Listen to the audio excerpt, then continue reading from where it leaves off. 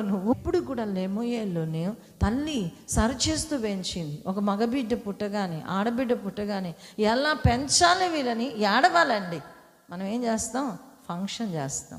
అయితే దేవుని మాటలు చూస్తే ప్రసంగిలో 7వ అధ్యాయం 1వ వచనంలో ఏముందండి?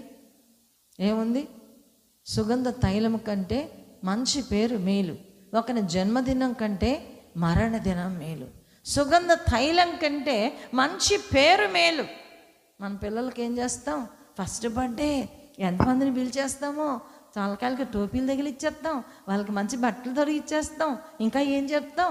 అబ్బా నా బిడ్డ, అబ్బా నా బిడ్డ అని తిప్పుతుంటాం. ఇంకా పొగడుతుంటాం.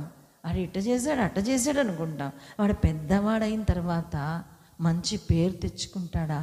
నువ్వు పెంచేటప్పుడే వాడిని మరి ఆ అహంకారమైన మనసు, ఆ మద్యపానాసక్తి మనసు, అందరు పార్టీ వివాహం జరిగిస్తాడు. ఏంటి పాపదోషాలు? వివాహం అయిపోద్ది, తర్వాత పార్టీ ఉంది రే మనకి. తర్వాత అందరి ముందు ఒక పార్టీ, కేక్ కటింగ్లు, కూల్ డ్రింక్స్, తర్వాత వెనక పట్ట డేరాలు వెనకుంటాయి పార్టీలు, అసలు పార్టీలు ఏంది?